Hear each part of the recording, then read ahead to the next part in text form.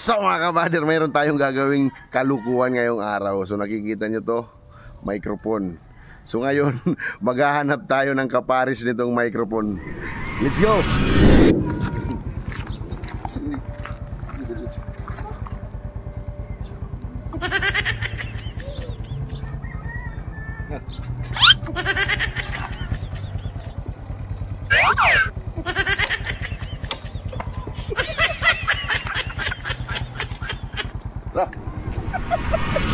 Mga kabader, nandito tayo kay Rodel. So live interview tayo ngayon. Party sa ano ka pa doon sa anong masasabi niya sa Asuka Challenge natin. Yung Asuka Challenge ba? Ano? Yung Asuka Challenge na nag-viral. So ngayon mga kabader, ipapatatanungin natin siya kung anong masasabi niya. Yung Asuka Challenge ba, yung nilagyan ng lagay. Sabihin mo sa kanila kung anong masasabi mo. So mga kabader, anong masasabi mo sa kanila? Masasabi ko lang. Tumingin ka doon sa camera. Masasabi ko lang, maraming salamat sa inyo. Ng ano? Yung suportan nyo sa amin. Sabihin mo sa kanya kung anong masasabi mo. Lahat ng masasabi, huwag mong hawakan. Wala na magkuryente to. Bao naman. Bao naman. Ano? Baho. Wala namang bao yan eh. Ha? Uy, anong masasabi mo sa kanya? Wala naman eh. Amuyin mo. Amoy. Nandito tayo ngayon kay Manuare. Interview natin siya dahil may sakit siya. Ayun. Si Manuare po, mga kabader, kay siya kasalukuyang mayroong nararamdaman sa kanyang katawan. So ngayon tatanungin natin siya. Pwede kayo tumayo. Hindi, ganyan lang, ganyan. Ganito lang. Ganito lang. So anong masasabi mo sa kanya? Sa kanila kung bakit nagkaroon ka ng sakit na ganyan? Infeksyon yan. Ha? Infeksyon. Bakit ka nagkaroon ng sakit? Di dati na yan, may opera kasi yan. Saan? Sa paa. Sa paa. Tapos? May infeksyon sa pagligo. Tapos? Kinuskos ko kasi, kinuskos. Yung ano? Sa paa ko, kinuskos ko yung kuhan. Dami. Tapos? Nasugatan. Ayun, infeksyon. Infeksyon. Sa ngayon, ano, kumusta naman yung kalagayan mo? Ano, baong naman yan! Baong naman yan!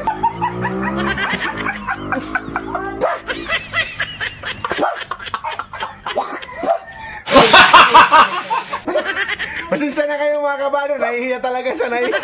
Pasensya na kayo, nahihiya. Nandito sa yung may-ari ng tindahan. Interview natin. Ano yung masasabi mo dun sa Asuka Challenge na binuhusan ka ng lagay?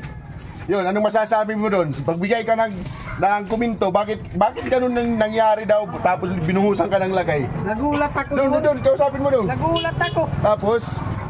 Hindi ko akalain na mabubuhusan ako ng putik. Anong nagustuhan mo ba yung piksina nung ano? Parang hindi, parang nagustuhan. Tapos? Paliwanag mo sa kanila. Ha? Paliwanag mo nang mabuti. Yun nga lagi. Yung ano, tapos, ano yung masasabi mo nga? Bakit ka daw binuhusan? Bakit ganun yung script? Hindi ko nga alam. Tapos? Nabubuhusan talaga ako. Na ano? Yung putik. Yung putik. Tapos? Ha? Tapos? Oo nga. Ano mo nga? Sabihin mo nang mabuti. Oh. Hindi ko nga alam na mabubuhusan ako. Anong masasabi mo? Bakit ganun yung naging role mo? Hindi ko na alam kung naging ganun ang role ko. Oh, tapos? Bakit? Sabihin mo kasi nakamait ka eh. Wala na akong masasabi. Sabihin mo, bigyan pa rin ng pagkakataon. Ulit-ulit talaga ako. Sabihin mo lang mabuti. Yun nga, oo nga. Ng ano? Ano ba mababat ko kaya? Ano ba mababat ko kaya? Ngayain ko. Ano? Wala ka talaga masasabi? Babaw ang mic mo! Sabihin mo sa kanila. Nagtatanong kayo, pre. Mamaya na yan.